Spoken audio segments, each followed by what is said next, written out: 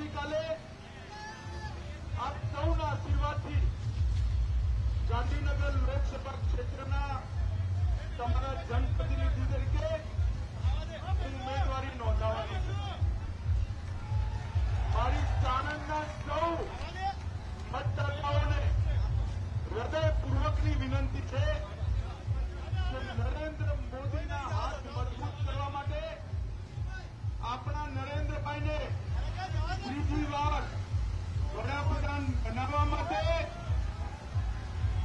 અને 400 પાર કરવા માટે ગાંધીનગર લોકસભામાં કમળને ફરી એકવાર બહુ મોટી બહુમતીથી આપ સૌ વિજયી બનાવો એ જ અપેક્ષા. મારી સાથે બોલો, જય શ્રી રામ, જય શ્રી રામ, ભારત માતા કી વંદે વંદે. સૌ સાણંદવાળાઓનો ખૂબ ખૂબ ધન્યવાદ. નમસ્કાર. વંદે માતરમ.